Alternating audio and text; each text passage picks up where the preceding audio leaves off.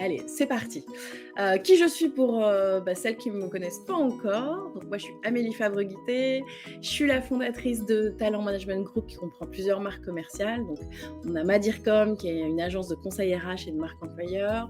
On a Boost Me Up au sein duquel on fait de la formation, du coaching et des conférences autour du management intergénérationnel pour forcément booster l'emploi des seniors.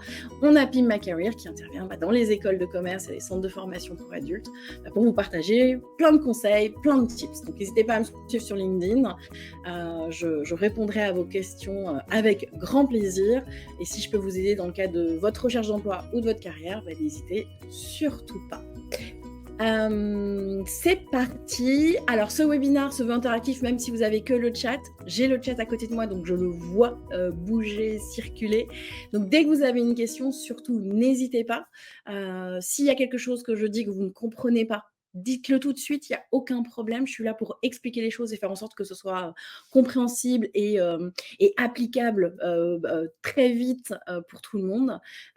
Et si vous avez des questions ou si vous n'êtes pas d'accord, moi j'adore quand les gens ne sont pas d'accord, dites-le aussi, ça va permettre d'échanger, de discuter, de pouvoir aborder plein de sujets. En entretien, c'est vrai que une fois que vous avez passé, on va dire, tout l'entretien, vous avez fait votre pitch, vous avez échangé avec qu'il soit recruteur ou manager ou le dirigeant selon le stade où vous êtes dans les entretiens.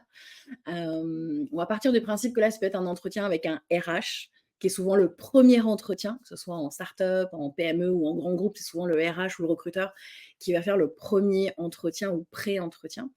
Et puis, très souvent, à la fin de l'entretien, il va y avoir la petite question: «Oh, mais quelles sont vos prétentions salariales?» Qui ici, j'allais pas dire lever la main parce que je vais pas le voir, mais mettez-le dans le chat. Qui ici est à l'aise pour répondre à cette question en entretien? Genre quand le recruteur vous dit: «Quelles sont vos prétentions salariales?» Est-ce que pour vous c'est, tranquille easy, vous savez y répondre?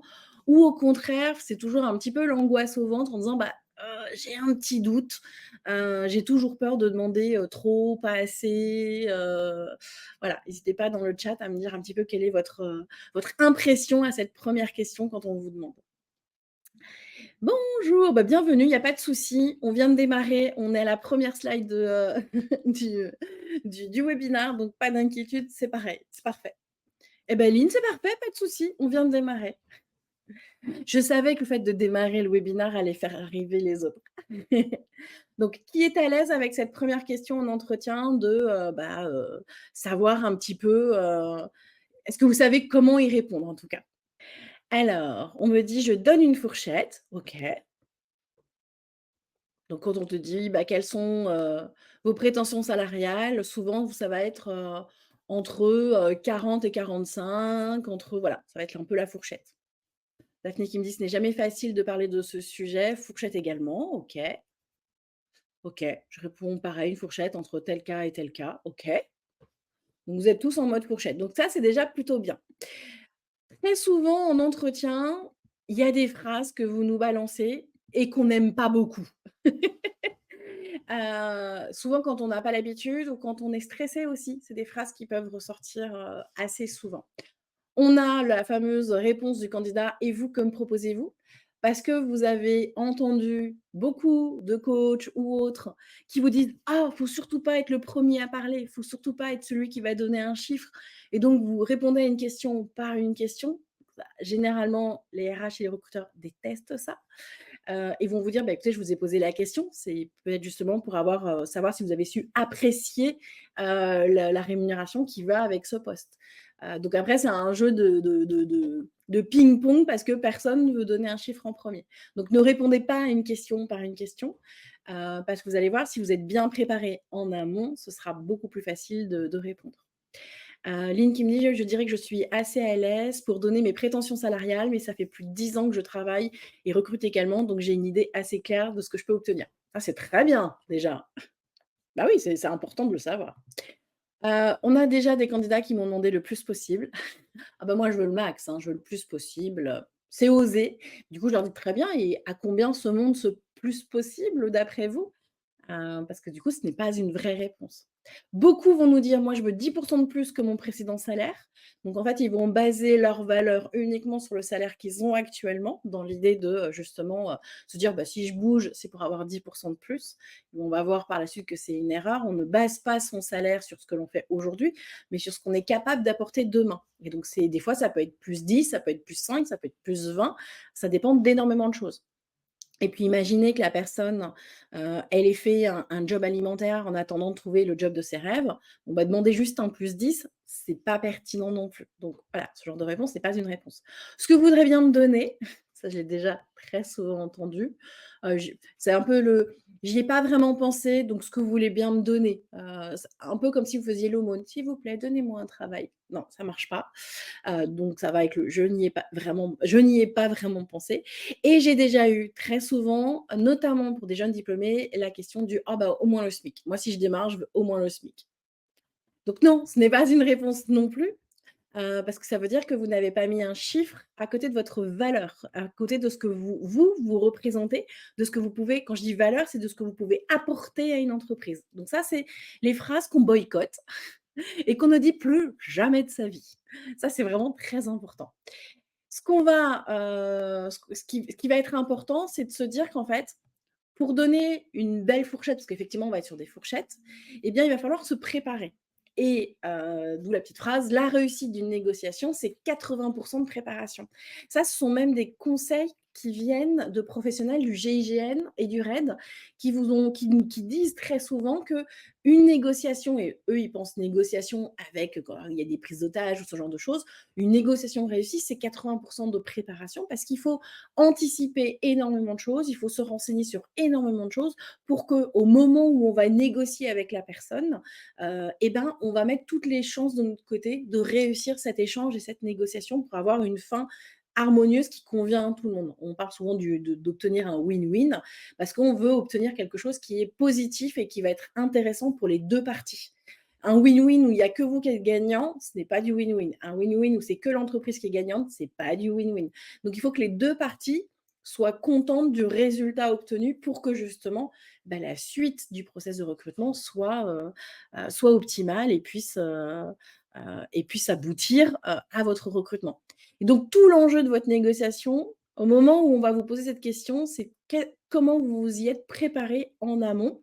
Alors c'est en amont avant l'entretien et c'est en amont tout le long de l'entretien. Parce que tout ce que vous allez dire pendant l'entretien va justifier la rémunération que vous allez demander lorsque vous allez répondre à cette question.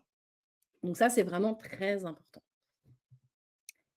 Alors, pourquoi c'est compliqué aussi de parler argent en entretien d'embauche? Bah, 1, il y a l'éducation. On n'est pas formé pour parler argent et on a eu, des phrases qui, reviennent très souvent et encore aujourd'hui. C'est: «L'argent ne fait pas le bonheur». Tout le monde nous dit ça: «Non, mais l'argent ne fait pas le bonheur». Oui, mais on ne vit pas d'eau fraîche et de pain, qu'on a malaxé soi-même. Ou alors on a aussi, et ça c'est lié aussi à notre culture, un peu, liée au christianisme, c'est que gagner de l'argent, c'est mal. Dans notre religion qui est, l'Europe est assez portée sur le christianisme et du coup, gagner de l'argent, c'est pas quelque chose de bien. Et donc en fait, il faut s'excuser de gagner de l'argent. Et donc d'une certaine manière, à travers, notre éducation et à travers aussi notre éducation religieuse, à un moment donné, c'est pas bien de gagner de l'argent, ça fera pas mon bonheur, donc faut pas que j'en demande beaucoup. Ça, il y a un gros enjeu là-dessus. Il y a aussi le fait qu'on n'a pas été éduqué à parler argent, et ça va aussi générer forcément un manque de confiance. C'est-à-dire que si vous allez demander de l'argent, vous allez avoir peur d'être peut-être trop gourmand. «Oui, mais si je suis trop gourmand, je vais être éjecté du process, donc ils vont pas me recruter», donc alors que c'était une entreprise dans laquelle j'avais très envie de travailler, et donc ça va être important. Mais on va se rendre compte, on va le voir un petit peu plus tard, qu'à un moment donné, l'éducation et la confiance, vont, on n'est pas égaux là-dessus, parce qu'on n'a pas tous été éduqués de la même manière. Tout à l'heure, je ne vais pas balancer, mais quand même, Sylvie nous disait: «Les hommes gagnent tellement d'argent qu'ils n'ont pas besoin de suivre ce webinaire». En fait, oui et non. Heu, depuis notre enfance et encore aujourd'hui, on essaye de faire changer les choses dans les mentalités, mais c'est quand même très dur. Les petits garçons et les petites filles ne sont pas éduqués de la même manière et donc on ne va pas, travailler leur estime de soi de la même manière. Donc très souvent, quand on a un petit garçon, on va très vite le valoriser par ses actions, parce que, il entreprend quelque chose et on va l'encourager à entreprendre des choses. C'est un petit garçon, ah mon petit bonhomme, il est tout fort, ah c'est le plus beau, c'est le meilleur et en fait, il va se rendre compte que par l'action, il est valorisé et donc il va agir dans ce sens pour être vu, être entendu et d'ailleurs, c'est aussi pour l'une de ces raisons que lorsqu'on a des réunions avec des hommes et des femmes, on entend plus souvent la voix de l'homme que la voix de la femme. Parce que lui, c'est dans l'action qu'il sait qu'il est entendu. Tandis que la femme, enfin la petite fille, quand elle est éduquée dans un système du care, c'est-à-dire du prendre soin. Elle prend soin avec sa maman de la maison, de ses affaires. «Oh ma petite fille, je t'ai mis une jolie petite robe. Oh, ne bouge pas trop, ne va pas te salir». Donc elle, elle est plus dans le prendre soin de manière générale et et c'est aussi pour ça qu'on va retrouver beaucoup de femmes dans des métiers autour de la santé, autour de l'assistanat, parce qu'on reste malgré tout dans ce système du «je prends soin d'eux» et on le voit en entreprise lorsqu'il y a des gestions de projets, les personnes à qui on va demander de faire des comptes rendus, de s'assurer que les deadlines sont bien respectées, donc de prendre soin de tout le monde, eh bien, c'est souvent les femmes. On va rarement demander ça à un homme. L'homme, c'est celui qui va se montrer, qui veut être vu et reconnu par ce biais-là. La femme, c'est celle qui est un peu en background, qui est en arrière-plan et qui est là pour prendre soin de tout le monde. Et en fait, on ne l'a pas invitée depuis son plus jeune âge à se valoriser et à se mettre en avant. Donc quand on dit aux femmes: «Allez-y, montez sur le devant de la scène, parlez, montrez-vous», on va à l'encontre de toute l'éducation qu'elles ont reçue depuis leur plus tendre enfance et donc pour elles, c'est quelque chose qui est très difficile et quand on dit à une femme: «Bah, vas-y, va de l'avant, demande, tu es en droit de demander, c'est ton droit» et ben, en fait, ça va à l'encontre de ces valeurs qu'on lui a éduquées et donc il y a un gros dilemme de confiance en soi qui se construit en disant: «Mais en fait, il y a le syndrome de l'imposteur qui va arriver derrière en disant: "Bah, oui, mais c'est pas légitime, pourquoi je devrais demander?" En fait, il y a tout un travail à faire là-dessus. Alors que me dit Haute? Aujourd'hui, c'est ce sujet qui me bloque en reconversion pro. Je vais commencer, à chercher un premier job dans ce nouveau secteur et j'ai peur de demander plus, ou autant qu'une personne avec de l'expérience dans ce domaine et peur d'être, recalée. Alors ce qu'il faut, effectivement, le syndrome d'illégitimité, ce qu'il faut, c'est, souvent moi j'utilise le système de simplement d'une feuille, où tu vas pouvoir lister par rapport à ce nouveau métier que tu souhaites, enfin, en tout cas, ce nouveau secteur d'activité dans lequel tu veux aller, quelles sont les compétences que tu as, obtenues dans d'autres métiers, dans d'autres secteurs, dans d'autres circonstances et que tu peux transférer dans ce nouveau métier? C'est ce les fameuses compétences transférables, ou transversales, on utilise les 2 termes, pour dire, bah, en fait, ce que tu as appris à un instant T te permet aujourd'hui d'aller vers ta reconversion. La reconversion, elle est pas, elle vient pas comme ça du jour au lendemain. C'est un process qui a été réfléchi et en fait, ce qui va faire et c'est pour ça qu'il y a pas de parcours atypique, hein, dans la vie, mais ce qui va faire qu'on va passer d'un parcours à un autre ou d'un métier à un autre, ce sont nos qualités, ce sont nos valeurs, c'est, ce qu'on a envie de faire, le fameux ikigai et en fait, ces choses-là, bah, elles te suivent. Donc aujourd'hui, ce qui t'amène vers ces reconversions pro, c'est ta capacité peut-être à analyser des choses, un savoir-faire, un savoir-être qui va te permettre d'être à l'aise dans ce nouveau métier et c'est ça que tu valorises et c'est ça que tu transformes en argent en valeur pécuniaire pour justement légitimer ce que tu vas demander. Et si quelqu'un te reçoit en entretien, il peut, on le verra après dans les petits exercices, il peut pas il va pas te dévaloriser par rapport aux autres qui auraient de l'expérience parce que s'il te reçoit en entretien, c'est qu'il a conscience que ton CV peut l'intéresser. Par rapport justement à toutes ces compétences transférables. Sinon, s'il estime que ton CV n'est pas intéressant, il te contactera pas.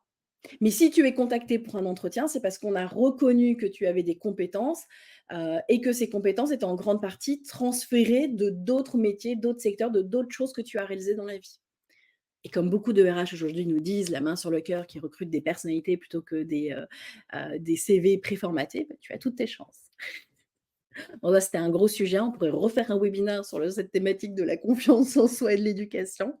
Mais voilà, c'est en tout cas quelque chose qu'il faut prendre conscience, Les premières fois, c'est jamais évident de parler argent, c'est toujours très difficile, mais au fur et à mesure, c'est aussi se rendre compte de toutes ces choses formidables que vous êtes capable de faire. Et puisque vous en êtes capable, puisque les gens ont toujours apprécié de travailler avec vous et ont toujours apprécié ce que vous faites, eh bien ça veut dire que tout ça, ça vaut de l'argent. Tout ça, ça a de la valeur et mettre de la valeur, mettre une valeur financière, sur vos compétences, c'est aussi mettre de la valeur sur ce que vous êtes vous. Et donc c'est aussi reconnaître votre valeur. Donc ça travaille encore plus votre confiance en vous et des fois, c'est ça aussi qui est dur, de se dire: «Bah oui, en fait, j'ai de la valeur, je vaux quelque chose», et d'arriver à le reconnaître. C'est un travail, ça prend du temps, mais quand on le fait, quand on y arrive tout doucement, à un moment donné, ça va devenir de plus en plus facile. Heu Effectivement, une des premières choses qui va faire dans les 80 de la préparation, c'est le fait de déterminer sa valeur sur le marché du travail. C'est votre premier entre guillemets «exercice» qui va vous permettre de pouvoir parler argent plus facilement. C'est de savoir, tiens, sur le marché aujourd'hui, une personne comme moi, combien ça vaut? Qu'on soit un homme ou qu'on soit une femme ou qu'on soit non binaire d'ailleurs, peu importe ce que je suis, j'ai de la valeur. Parce que cette valeur, c'est une valeur qui est recherchée sur le marché du travail. Et combien vaut cette valeur? Donc il va falloir mettre un chiffre derrière ça. On va faire du stalking. On va aller chercher sur le marché. On va aller un peu épier des éléments à gauche et à droite. On va observer autour de soi. On va regarder sur les sites emploi. Indeed, aujourd'hui, indique des rémunérations. D'ailleurs, j'ai entendu parler qu'une réglementation européenne était en train d'imposer le fait de mettre les rémunérations sur les annonces. Donc, c'est encore quelque chose que je dois aller vérifier, mais j'ai vu passer des TikTok sur le sujet. Donc, je vais aller vérifier tout ça. Mais en tout cas, aujourd'hui, de plus en plus, d'entreprises commencent à mettre des rémunérations, commencent à mettre des fourchettes. Si jamais elles n'y sont pas, on va les regarder ailleurs. On va regarder sur les statistiques. On a des outils en ligne. Vous avez l'outil de l'APEC qui permet de faire des simulations de rémunération. Donc, ça vous permet de savoir qu'en allant vers tel métier, tel secteur, je peux avoir une rémunération autour de tel millier d'euros. Donc, ça va être un élément que vous allez pouvoir noter, dire, OK, a priori, si je veux faire ce métier avec mon niveau d'expérience, voilà ce que je peux demander en entretien. Vous allez interroger, votre réseau et les alumni, hein. C'est l'occasion aussi de travailler son réseau et c'est d'aller à la rencontre de personnes qui peut-être font le métier qui vous intéresse, ou qui sont dans une entreprise qui vous intéresse pour simplement les questionner. Bah, tiens, comment ça se passe dans ce secteur? Quelles sont les rémunérations dans l'entreprise? Est-ce que c'est une entreprise avec quel type de valeur? Quelle est sa manière de traiter aussi les collaborateurs? Vous pouvez poser plein de questions aux alumni. Vous n'êtes pas là pour leur demander un job, vous êtes là pour les interroger et leur poser plein de questions. Et donc, c'est aussi ça la force du réseau, justement, c'est de pouvoir s'entraider et de pouvoir se dire, bah, OK, moi, j'ai été aidée par un alumni, bah, à mon tour, maintenant que je suis alumni, d'aller aider des plus jeunes ou des personnes de mon cercle proche qui ont aussi besoin d'un petit coup de main sur le sujet. Donc, ça, c'est des éléments qui sont vraiment importants. Donc Indeed, Glassdoor, quand vous allez sur Glassdoor, vous avez aussi lié à une entreprise des informations sur, le type de questions qu'elle pose en entretien, le type d'ambiance, les avantages que propose l'entreprise, la rémunération. Donc ça, ce sont des données qui sont fournies par les candidats qui passent dans l'entreprise, soit en entretien, soit qui ont été salariés. Alors faites toujours Glassdoor, c'est jamais à prendre à 100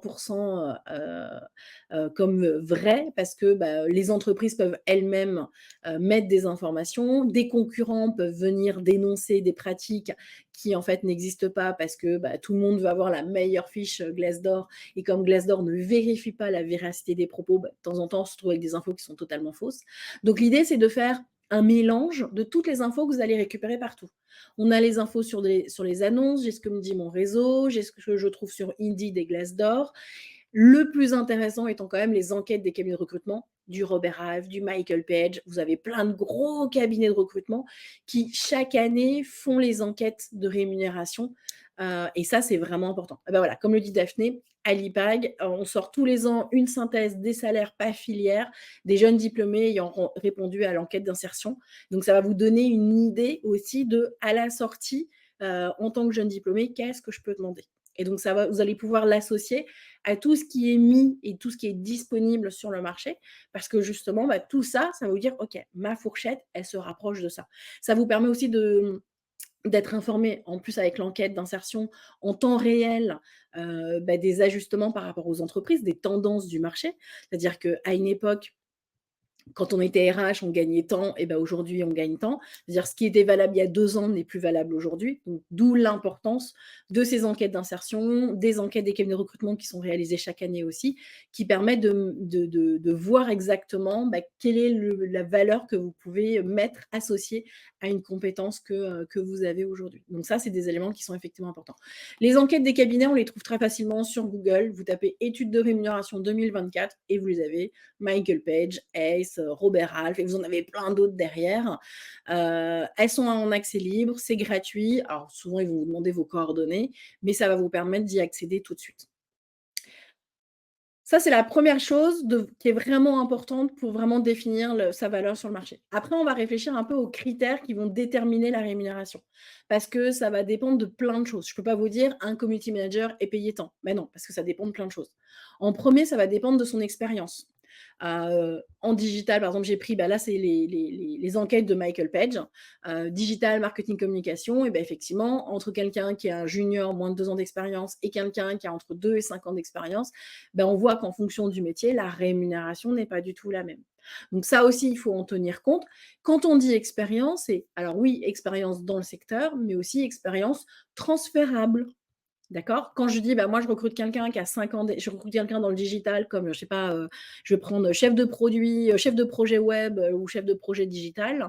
Je veux quelqu'un entre 2 à 5 ans d'expérience, donc normalement, je reprends la ligne, c'est 38 à 50 K.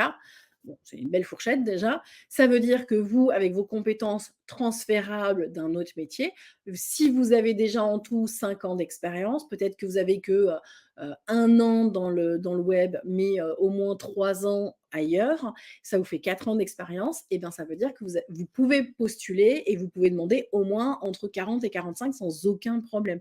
C'est-à-dire vous devez demander plus qu'un junior. Parce qu'aujourd'hui, votre savoir-être, votre savoir-faire, bah, est quand même supérieur par rapport à un junior. Donc ça aussi, c'est vraiment des choses qu'il faut arriver à légitimer. Autre chose, le lieu. Bah oui, on n'est pas payé de la même manière si on va travailler, à Toulouse, à Quimper, à Paris, à Marseille. En région parisienne, en règle générale, les salaires sont supérieurs entre 10 et 20. Donc toutes les rémunérations, donc là encore, c'est l'exemple de Michael Page. Les rémunérations qui sont, affichées, pour Michael Page, ici, c'est la région parisienne, et à chaque fois, vous avez un petit tableau en bas qui va vous dire: «Bah, voilà, pour les autres régions, voilà la rémunération». Malgré, la pandémie, malgré le fait qu'aujourd'hui, il y a beaucoup de télétravail, qu'il y a même des postes en full remote, malgré tout, la rémunération, il y a toujours un décalage entre Paris et le reste du monde, ce qui est juste hallucinant. Mais bon, certaines entreprises commencent à travailler un peu là-dessus, mais encore une fois, ça prend du temps, à évoluer ce genre de choses. On a aussi le secteur d'activité. Bah oui, parce que, si vous êtes, par exemple, pour un poste de commercial dans l'high-tech, dans la grande consommation, dans l'industrie ou dans les, services B2B, et bah, du coup, c'est pas la même rémunération. Alors, il y a pas forcément des gros écarts, mais il faut savoir qu'en fonction, de vos expériences, de la localisation et du secteur, il peut y avoir des ajustements. Donc ça aussi, c'est à prendre en compte lorsque vous allez, décider de mettre en place votre fourchette de rémunération, parce qu'elle va dépendre de ça. Quand vous allez postuler un poste, en fonction du secteur, votre fourchette va peut-être un petit peu bouger, parce que ça ne sera pas les mêmes besoins et les mêmes possibilités dans les entreprises. De même, la taille de l'entreprise. On ne va pas demander la même chose à une start-up, à une TPE, à une PME ou à un grand groupe, parce que derrière, les avantages ne sont pas les mêmes. On le voit notamment dans le DIC, entre les Big Four, les cabinets d'audit, les cabinets de conseil et les ESN, même s'il y a une fourchette qui se retrouve, ben, on voit clairement que, bah, dans les cabinets de conseil, on est plutôt sur du 45-55, alors qu'en fait, bah, en cabinet d'audit, on est quand même presque 10 K, 10 K de moins. On commence à 37, alors que les autres, on commence à 45. En ESN, on commence à 35. Après, on commence à 35, c'est aussi parce qu'il y a beaucoup plus de variables. Donc en fait, là, ils nous mettent que le fixe, et vous voyez ici le variable, on passe de 40 à 55, donc c'est un de ceux qui a le plus gros variable, par rapport au cabinet de conseil ou par rapport au cabinet d'audit. Donc il y a au moins 10 à 15 cas de différence, de variables. Donc il y a ça aussi à prendre en considération en fonction de la taille de l'entreprise, du secteur, c'est quel est le fixe qui est alloué, quel est le variable qui est alloué, et du coup, quel est le package que je vais pouvoir demander et comment je vais arriver à articuler tout ça dans ma négociation. Donc encore une fois, 80 de préparation. C'est vraiment, vraiment important. Si vous avez des questions, n'hésitez surtout pas, hein. Je sais que c'est pas toujours évident. Et puis vient forcément la fameuse différence entre les salaires des hommes et des femmes. On a toujours une différence malgré tout. Est-ce que vous avez une petite idée du pourcentage d'écart? Est-ce qu'on serait d'après vous à, je sais pas, 8, 12, 14, 16, 20? Marie, elle se lance, 20 pour Marie. On va dire qu'on est entre 8 et 20. Ah ouais, tout le monde y va pour 20 là, Bon alors vous avez pas totalement faux, 30 carrément, oh là! Il est énorme, 20 chez les Hypagiens, Hypagiennes. Ah ouais, ça fait mal. Alors les Hypagiennes, il faut vraiment qu'elles réapprennent, à négocier. En France, les dernières stats datent de 2023. L'écart était de 14,1 tous métiers et tous secteurs confondus entre les hommes et les femmes. Ce qui est quand même énorme. On est tous d'accord, 14,1. Les stats de 2019, on était effectivement, au niveau de la France à 20. Donc ça montre qu'il y a eu, des améliorations malgré tout, même si ça reste toujours énorme, c'est 14.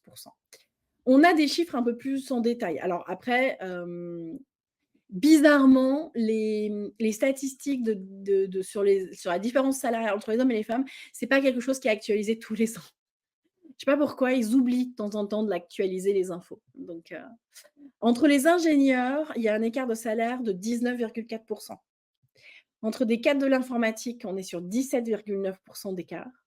Cadres commerciaux, on est à 21,5 d'écart. C'est juste hallucinant. Métier de la finance, on est à 23,7 d'écart. En R&D, on est à 17,6. Ça, c'est des stats qui datent de 2019-2020. Et j'ai pas trouvé encore de mise à jour sur le sujet. Mais ça reste quand même,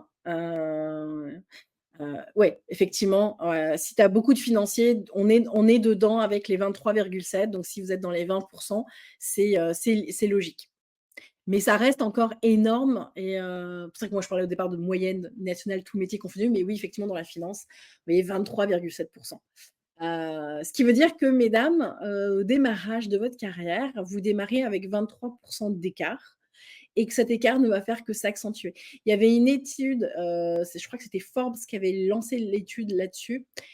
Une femme, pour arriver à rattraper le niveau, salarial d'un homme, peut mettre jusqu'à 20 ans à le faire. 20 ans pour arriver à le récupérer. Donc on va essayer plutôt de le demander le plus tôt possible parce qu'on va pas attendre 20 ans, c'est pas possible. Ouais. Alors oui, ça rassure qu'on soit dans la moyenne nationale, à métier équivalent, mais ça veut dire qu'il y a encore un effort à faire là-dessus, sur la transparence salariale dans les entreprises et sur la manière d'aborder. Alors il y a aussi les biais cognitifs, on en parlera peut-être une autre fois, mais c'est vrai que enfin, je vais en parler un peu là, oui, là aussi ici, mais les biais cognitifs ont aussi un impact au niveau du RH et du manager, quand ils vont vous recevoir. C'est-à-dire que si, et que ce soit un homme ou une femme d'ailleurs, mais quand ils vont recevoir un homme ou une femme, ils ne vont pas se comporter de la même manière et du coup, ils ne vont pas valoriser son expérience de la même manière. Inconsciemment, et moi j'ai déjà vu des clients quand je faisais du recrutement qui me faisaient ça, c'est-à-dire: «Ah mais là c'est une femme, du coup on va pas lui proposer le même montant».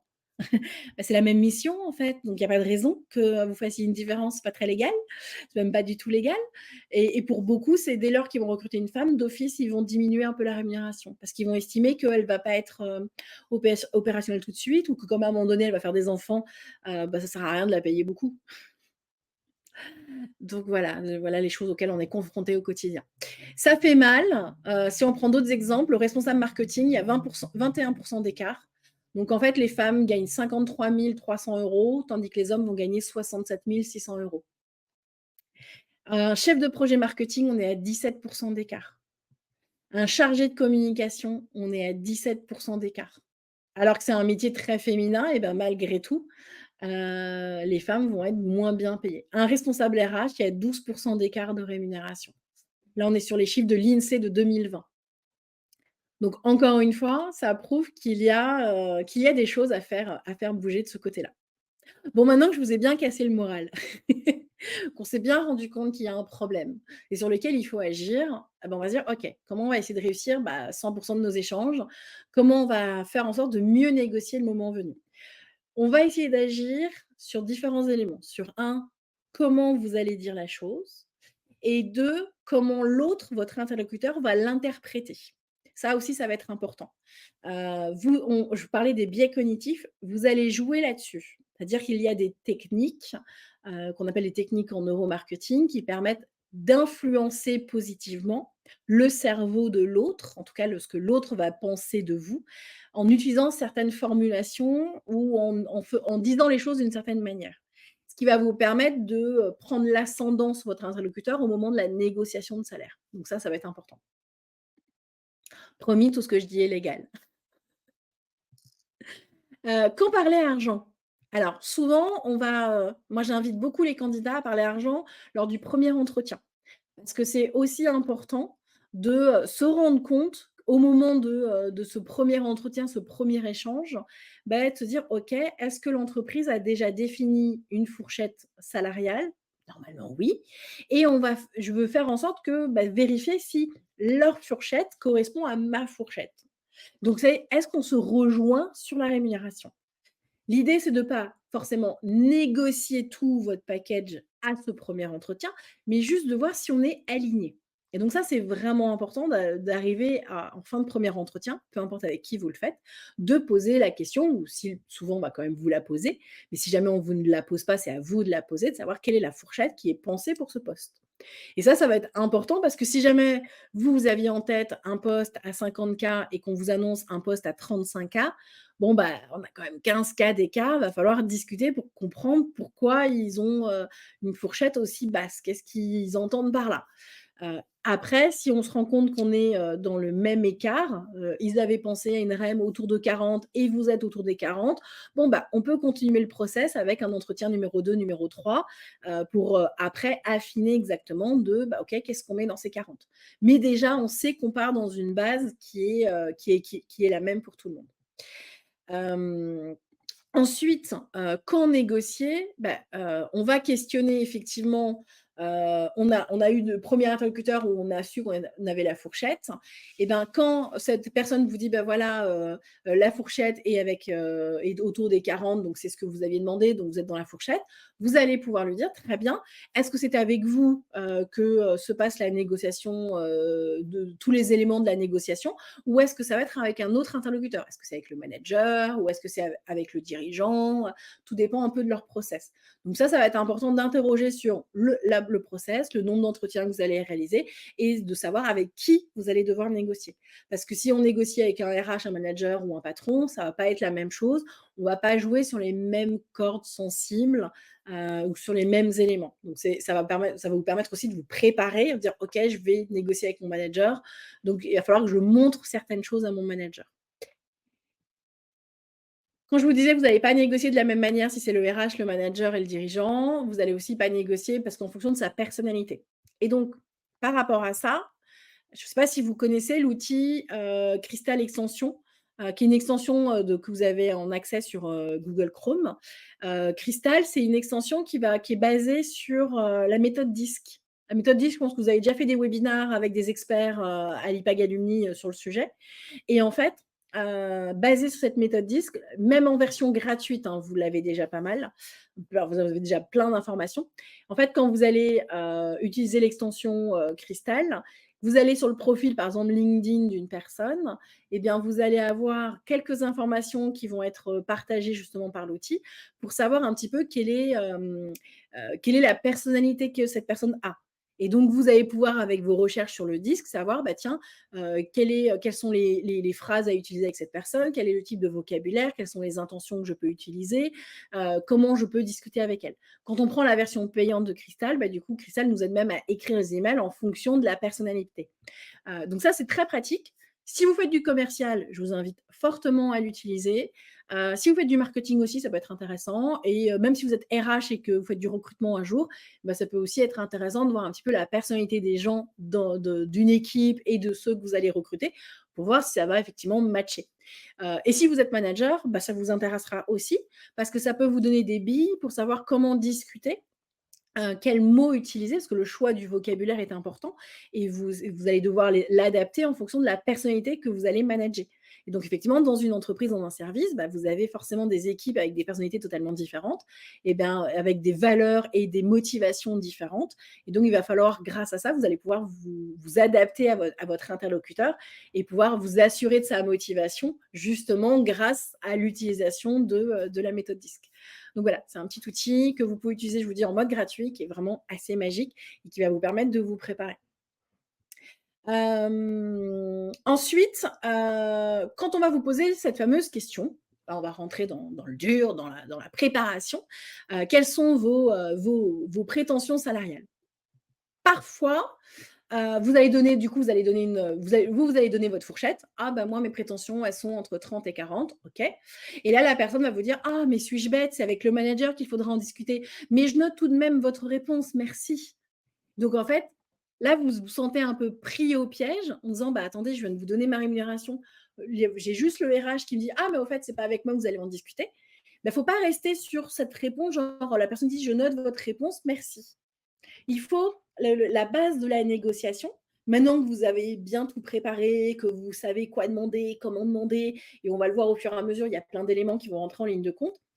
Il faut, ça va être même une règle qu'il faut retenir, c'est, la négociation de salaire, c'est pas une fin en soi, c'est une discussion.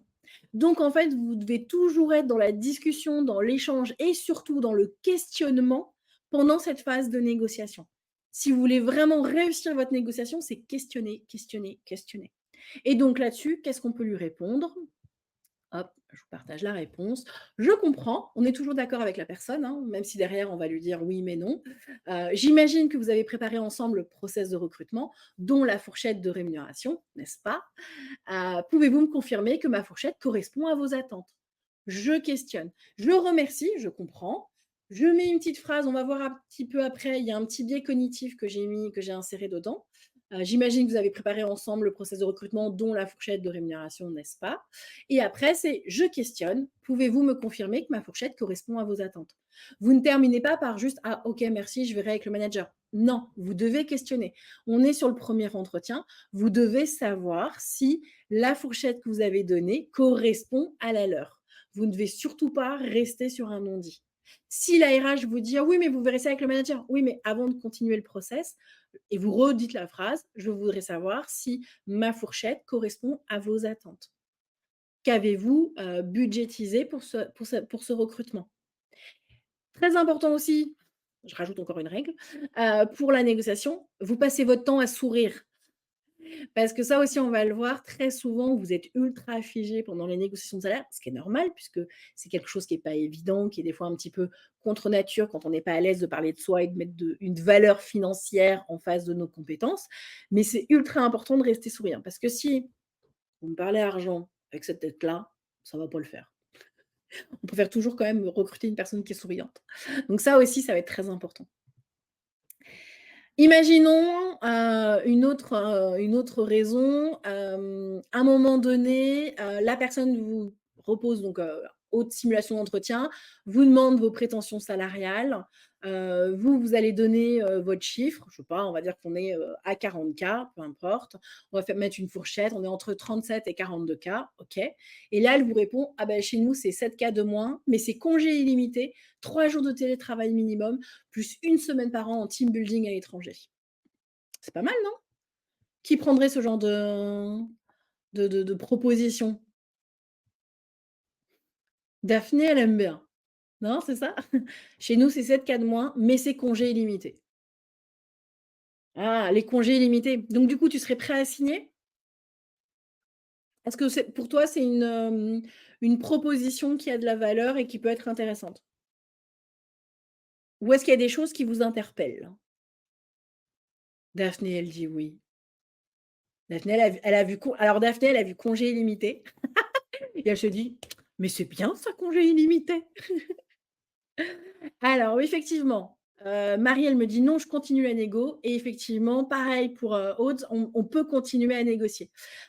Ultra important, Aude, effectivement, de continuer à négocier, pareil pour Marie. Hem, Pourquoi ça va être important de négocier? Vous allez voir, c'est en fait, il y a plein d'éléments. Déjà, toujours dans la réponse, on va remercier. Heu, on est dans le questionnement. La négociation salaire, c'est du questionnement. Chez nous, c'est 7 cas de moins. OK, mais j'ai donné une fourchette. Moi, j'ai dit combien déjà tout à l'heure? J'ai en 37 et 42. Du coup, on va partir du 42, j'imagine, c'est ça? Et c'est comment vous avez déterminé la rémunération pour ce poste? Pourquoi chez vous, c'est 7 cas de moins? Si vous avez donné une fourchette, comment il peut vous dire que c'est juste 7 cas de moins? 7 cas de moins de quoi par rapport à une fourchette? C'est pas possible. Donc c'est je questionne. OK, moi je vous ai donné une fourchette, vous me dites tout de suite que c'est 7 cas de moins, que c'est congé illimité, mais quelle que soit la rémunération, s'il y a des congés illimités dans l'entreprise, c'est pour tous les salariés. Donc ça, c'est des avantages que l'entreprise propose, mais c'est pas forcément quelque chose qui va rentrer dans une rémunération. 3 jours de télétravail minimum, c'est la même chose, c'est pas quelque chose qui rentre dans la rémunération. Par contre, on va pouvoir interroger: «Très bien, je vois que c'est 3 jours de télétravail minimum. Quels sont les frais que l'entreprise va prendre en charge?» Parce qu'il y a effectivement des frais que l'entreprise prend en charge. L'électricité, elle peut vous acheter une chaise ergonomique, une souris ergonomique, elle peut enfin, et donc on continue du coup la négo. Une semaine par an en team building, c'est pas de la négo salaire. Là, c'est juste de la poudre aux yeux que l'entreprise est en train de vous envoyer. Tout ça pour que vous dites oui, oui, à la proposition. Donc c'est effectivement, il faut avoir tous les éléments et en fait, quand une entreprise vous fait ce genre de proposition, il faut tout découper. Il faut pas prendre le package, il faut tout découper. OK, donc 7 cas de moins, mais 7 cas de moins par rapport à quoi? Congé limité, bon, OK, why not? Dans ces cas-là, demander quelle est la moyenne du nombre de congés pris par les salariés dans l'entreprise pour vérifier si effectivement les gens, mettent véritablement en application les congés illimités. On doit toujours se faire effectivement, comme dit Aude, une liste d'éléments à négocier. Ça, c'est important. Mais effectivement, les frais en télétravail aujourd'hui, l'entreprise peut les prendre en charge. C'est pas une obligation, mais il y a quand même beaucoup d'entreprises qui le font. Donc c'est bien beau de vous envoyer en télétravail, mais ça a aussi un coût pour vous. Vous allez utiliser plus d'électricité, vous allez et donc c'est que fait l'entreprise par rapport à ça? C'est du pouvoir d'achat en moins pour vous puisque c'est votre électricité. Donc si vous avez moins de pouvoir d'achat, le fait de travailler de chez vous, comment elle le compense? Avec quoi elle va le compenser? Donc c'est pour ça que je me dis la négociation, c'est tout est une question de questionnement. On découpe tout et on questionne sur chaque élément. Et du coup, la personne, ça va l'obliger parce que, on a souvent des personnes qui vont vous dire: «Oui, le premier qui donne une réponse a perdu». Là, l'idée, c'est que le premier qui répond qui pose une question et qui répond par une question, effectivement, il y a pas d'échange. Mais par contre, c'est vous, puisque vous êtes dans le questionnement, c'est on vous pose une question, vous avez répondu, donc vous êtes le premier à répondre, mais l'autre, en fonction de sa réponse, vous allez continuer avec du questionnement et donc c'est ça aussi qui va vous permettre de réussir une négociation. Plus vous allez questionner, plus c'est l'autre qui doit se justifier. Et c'est ça aussi où on inverse, la manière de voir la négociation et l'entretien. C'est que vous prenez le pouvoir par le questionnement et donc ça, c'est vraiment quelque chose qui est important et c'est aussi pour ça que souvent pendant les entretiens, les candidats se sentent en infériorité par rapport au recruteur. C'est parce que c'est le recruteur qui questionne pendant tout l'entretien et donc inconsciemment, on se sent inférieur. Et donc, si nous aussi, on se met à questionner, le recruteur ou le manager sur l'entreprise, ses valeurs, ses projets, sa vision, sur la rémunération, sur énormément de choses, du coup, l'entretien devient équilibré et donc on ne se sent pas en infériorité. Donc on est toujours dans le questionnement à fond, à fond, à fond. Je vous parlais aussi de votre posture pendant l'entretien, c'est important, ce fameux manque de congruence, parce que si quelqu'un vous parle donne, je sais pas moi, l'entreprise vous dit: «Bah, chez nous, la rémunération, elle est à 45 000 et que vous faites: «OK, d'accord». Bon, bah, là, clairement, on a un problème, le non verbal va agir, et effectivement, ça veut dire quoi? Que, quand on vous annonce la rémunération, alors souvent vous êtes tout rouge, vous allez commencer à vous gratter, les filles souvent vont avoir des plaques rouges ou alors elles vont jouer avec leurs cheveux et là on sent qu'il y a un malaise qui est en train de se faire. Donc ça aussi c'est très important, et il faut que votre discours soit aligné, avec votre posture, votre non verbal. Donc le fait de, alors Croiser les bras, c'est pas forcément un signe de contradiction ou d'agressivité ou de prise de recul sur soi. Moi, c'est vrai que souvent quand je suis en entretien, je vais croiser les bras, mais parce que je me concentre sur ce que dit la personne et donc en fait, je «fige» entre guillemets mon corps pour vraiment être concentrée sur ce que la personne est en train de me dire. Donc il y a pas forcément mais parce que je suis comme ça pendant tout l'entretien. Les bras croisés, c'est quand ça intervient à un moment donné dans l'entretien. C'est-à-dire que si pendant tout l'entretien, je vous parle comme ça là avec les bras et qu'à un moment donné, vous me posez une question, vous m'interrogez sur quelque chose et que là, d'un coup, je commence à croiser les bras et à me replier sur mon siège, là, vous pouvez commencer à dire: «Ouh, il y a un truc qui va pas. Elle n'est pas d'accord ou elle veut pas me dire quelque chose». Donc alors après, vous n'allez pas devenir des experts en synergologie en 2-2, hein, mais l'idée, c'est d'avoir conscience que votre corps parle. Ça, c'est pas la première fois que je le dis, et donc votre corps vous envoie des signaux. Et donc, c'est aussi encore une fois, d'où l'importance d'avoir confiance en soi. Quand vous allez parler, et négocier votre rémunération et plein d'autres choses, les missions aussi, eh bien, c'est, si quelque chose ne me convient pas, je dois être capable de le dire. Je dois être capable de questionner l'entreprise, je dois être capable de verbaliser mes émotions. Là, je vous renvoie à plein de replays de webinaires, pour justement arriver à se dire: «Je gère mes émotions, je les verbalise, je les accepte et je suis dans la discussion, dans l'échange et dans le questionnement avec mon interlocuteur pour arriver à trouver une solution qui nous convienne à tous les 2, le fameux win-win. Donc ça va être des choses qui vont être importantes. Donc encore une fois, je sais que, parler argent, c'est pas facile, c'est de l'entraînement. Donc n'hésitez pas à vous entraîner avec des amis, avec des potes, pour, que votre discours soit de plus en plus fluide et que, vous soyez OK à parler argent. Donc, la congruence, comme c'est marqué là, ça regroupe plein de choses. C'est, le sens des mots que vous allez utiliser. Moi, très souvent en entretien, on arrive à détecter les personnes qui n'ont pas confiance en elles, qui sont peut-être un petit peu dépressives, parce que les mots qu'elles vont utiliser, l'ordre dans lequel elles vont le donner dans la phrase, eh ben, on va ressentir des choses et on va détecter des éléments qui vont dire que ce candidat, on ne peut pas le recruter. Cette personne a peut-être toutes les compétences, a peut-être plein de choses, mais il y a un souci dans sa posture, dans son non-verbal et peut-être dans la manière dont elle a confiance en elle et plein de choses qu'il faut qu'on va peut-être la mettre de côté. Mais forcément, on peut difficilement vous dire: «Non, mais en fait, vous n'avez pas confiance en vous, donc on ne vous recrute pas». On ne vous le dira pas ça malheureusement. Il y a le ton de la voix. Quelqu'un qui a un timbre de voix très monocorde, si on sent, qu'il est très stressé, bon, bah, on sent qu'on est sur un sujet sur lequel la personne n'est pas à l'aise, donc potentiellement, on va essayer de prendre l'ascendant sur elle. Bon, souvent, c'est au moment de la négociation de salaire, donc c'est pas ouf non plus. Parce que si vous n'êtes pas content de votre négociation de salaire, mais que vous prenez le job, vous n'allez pas y rester non plus longtemps, parce qu'à un moment donné, vous allez vous sentir frustré, vous allez vouloir partir ailleurs. Donc il y a pas d'intérêt, et on forme beaucoup les RH et les recruteurs là-dessus, à prendre l'ascendant sur un candidat en entretien.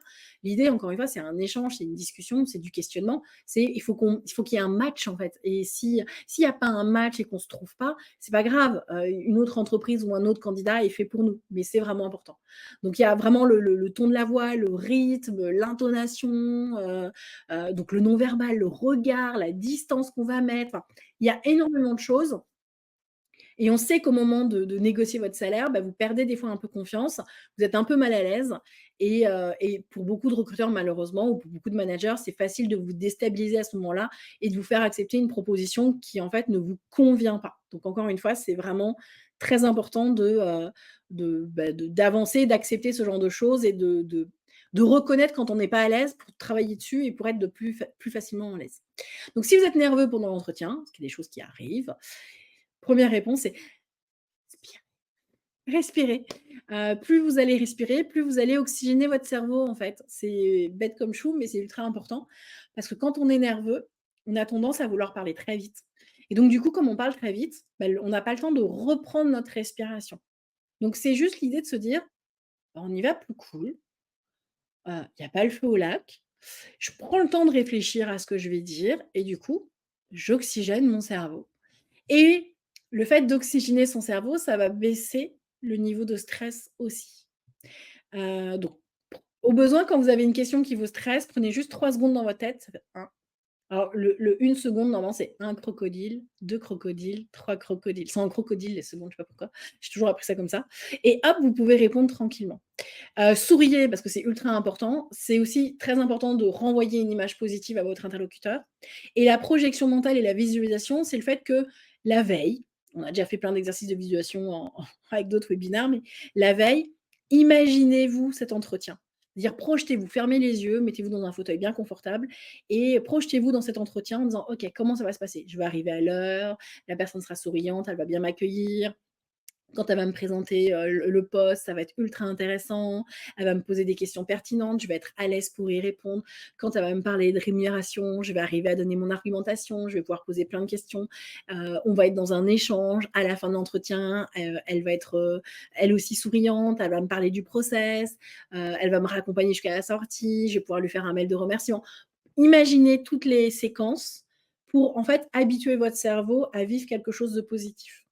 Votre cerveau ne fait pas la différence entre ce qui est réel et ce qui est imaginaire. Donc en fait, en vous imaginant la scène de l'entretien qui se passe bien, vous habituez votre cerveau à être à l'aise pendant ces scènes-là. Par contre, quand on broie du noir et qu'on s'imagine toujours les pires catastrophes, vous rentrez dans votre cerveau toutes ces pires catastrophes qui peuvent arriver. Non, mais s'il me dit ça, qu'est-ce que je vais répondre? Et en fait, votre cerveau enregistre que ça vous met en stress, ce genre d'événement. Tandis que si vous apprenez à votre cerveau qu'en fait, ce genre d'événement, tout va bien, vous le maîtrisez parce que vous faites de la projection, de la visualisation, et bien à un moment donné, le jour où ça arrive en vrai de vrai, ben vous serez beaucoup plus détendu parce que votre cerveau aura compris que: «OK, il y a pas de raison de s'affoler, j'ai réponse à tout, on a tout bien répété, les autres fois ça se passait bien». Oui, les autres fois c'était de la projection, mais c'est pas grave. Les autres fois ça se passait bien. Donc il y a pas de raison que cette fois-là, ça ne se passe pas bien. Ensuite, imaginons donc là, autre hypothèse, quelles sont vos prétentions salariales? Et là, le recruteur vous dit: «Chez nous, le salaire est à 35 K, mais on propose des primes mensuelles entre 500 et 2 500 €, donc soit, des primes qui peuvent aller jusqu'à 32 000 € par an», parce que ça fait un beau salaire quand même. La possibilité de devenir manager après 1 an et manager associé après 3 ans et aussi la garantie d'une belle carrière dans un grand groupe avec de nombreux avantages et un très bon CE.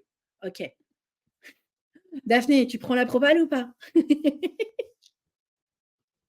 Bon, il y a plus les congés illimités, mais d'ailleurs, au sujet des congés illimités, je ne l'ai pas dit tout à l'heure, mais c'est vrai que, une enquête avait été faite et que dans la plupart des entreprises, notamment les startups, qui proposent des congés illimités, on se rend compte que les équipes prennent en moyenne 1 semaine de moins que les congés légaux, soit 5 semaines. Donc ça veut dire qu'ils en prennent en moyenne que 4 au lieu des 5 semaines, de congés légaux. Donc ça veut dire quoi? Ça veut dire que quand on vous vend la semaine de congé illimité, il faut savoir qu'en fait, en règle générale, vous prenez jamais plus, mais plutôt moins.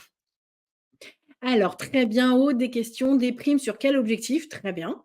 Ouais. Qu'est-ce qu'on pourrait poser comme autre question? Est-ce qu'il y a que les objectifs qui vont nous intéresser par rapport aux primes? Déjà, dans la réponse, on va toujours remercier. On pense toujours à dire: «Ah, merci pour tous ces éléments». Comment avez-vous déterminé la rémunération pour ce poste? Parce que est-ce que alors si les 35 K vous conviennent. OK, parfait. Si au contraire vous trouvez que c'est un petit peu bas, vous pouvez aussi questionner comment vous avez déterminé la rémunération. Et puis après, c'est bah, concernant les primes, est-ce que ce sont des primes individuelles, collectives? Parce que ça, on n'en parle pas. Je dis juste que c'est des primes mensuelles. Elles sont toutes mensuelles ou est-ce qu'il y en a certaines qui sont trimestrielles, annuelles? Et vous pouvez même demander quelle est la moyenne des primes versées aux collaborateurs dans votre service. C'est-à-dire que si vous rejoignez l'entreprise en tant que commercial, dans votre service, les commerciaux en moyenne reçoivent combien de primes pour votre ancienneté? Donc vous pouvez demander effectivement, bah, à chaque fois que vous avez recruté des personnes, au bout de combien de temps elles ont obtenu leurs primes et quelle est la moyenne à l'année des primes versées aux commerciaux qui ont le même statut, le même niveau d'expérience, le même secteur de prospection que le mien. Ça peut vous donner une idée effectivement de savoir si bah, vous avez une chance d'avoir vos 32 cas de primes ou si vous allez avoir bah, les 6 cas, c'est si vous en donnez le minimum, mais ou zéro. Donc voilà, ça, c'est aussi des éléments qui sont importants et c'est des éléments que vous pouvez demander, hein. Aucune question ne doit être gênante en entretien. Donc vous avez tout à fait le droit de poser énormément de questions. Vous avez même des entreprises qui garantissent les primes pendant la période d'essai. C'est-à-dire qu'on vous garantit au moins le minimum en termes de primes pendant la période d'essai. Toutes ne le font pas, mais ça peut être intéressant. Et après, vous pouvez demander pourquoi les primes sont plafonnées, pourquoi les primes, c'est maximum 2 500 € par mois. Qu'est-ce qui se passe si vous allez au-delà des objectifs? Est-ce qu'il y a une surprime? Voilà, c'est plein d'éléments comme ça que vous pouvez questionner sans aucun problème votre interlocuteur. Déterminer un prix juste en fonction de vos compétences et de vos expériences, c'est ce qu'on disait tout à l'heure. On fait le point de vos expériences, stage, job saisonnier, projet étudiant, mission freelance, emploi, tout ce que vous avez pu réaliser dans votre vie. C'est vos compétences, vos soft skills, votre savoir-être, ça a de la valeur. Et les bilans des expériences, on pense aux compétences transférables aussi qui vont vous permettre de répondre, aux besoins de l'entreprise. En plus, tout ce que vous pouvez apporter à l'entreprise, vous parlez peut-être une ou plusieurs langues, vous avez peut-être du réseau dans ce secteur d'activité, donc c'est aussi une des raisons pour lesquelles on vous recrute.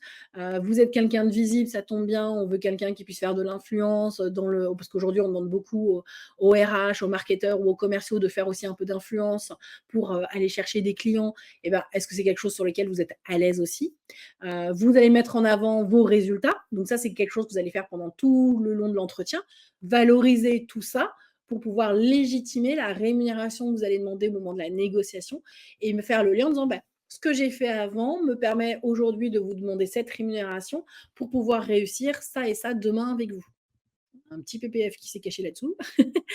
Du coup, pendant l'entretien, vous allez utiliser la méthode STAR, c'est-à-dire, quand on va vous demander de présenter, vos expériences pendant l'entretien ou quand on va revenir sur des compétences particulières, vous allez à chaque fois pouvoir les mettre, en avant en mettant: «Bah, voilà, j'ai travaillé pour telle entreprise, j'ai fait tel type de mission, voilà les actions que j'ai mis en place, pour réaliser telle mission et voilà les résultats que j'ai obtenus». Les résultats, ça peut être des chiffres, on a fait 30 d'augmentation, mais ça peut être, j'ai géré un événement pour 1000 personnes, ou alors ça peut être simplement, bah, mon manager a été très content de moi et ça m'a permis d'obtenir, une évaluation dans mon poste, enfin une évolution pardon dans mon poste. J'ai pu, travailler sur tel type de projet ou il m'a mis sur un projet avec un budget plus important. Il n'y a pas forcément un chiffre derrière, mais il y a une reconnaissance de votre travail, de vos résultats qui vous ont permis d'évoluer vers quelque chose d'autre. Ça, c'est ce qu'on appelle dans les biais cognitifs, c'est le biais de rareté. C'est-à-dire qu'on va attribuer de la valeur à vos compétences. Ce qui veut dire, que tout au long de l'entretien, plus l'entreprise va se rendre compte de vos compétences, plus elle va y attribuer de la valeur. Cette valeur, du coup, va permettre de légitimer la rémunération que vous avez demandée. Si vous n'avez pas été capable de vous valoriser pendant l'entretien, de mettre en avant ce que vous avez réalisé, les projets sur lesquels vous avez travaillé, comment les choses ont évolué dans l'entreprise, comment peut-être vous êtes passé de collaborateur à manager, les résultats que vous avez obtenus, le fait que, les équipes aimaient travailler avec vous, le fait que, votre manager aimait travailler avec vous, que votre N+2 vous remercie régulièrement pour ce que vous avez réalisé, que vos clients, que vos partenaires, que vos fournisseurs, vous appréciaient et bien, en fait, la personne ne va pas mettre en avant, ne va pas se rendre compte de vos compétences et de votre valeur.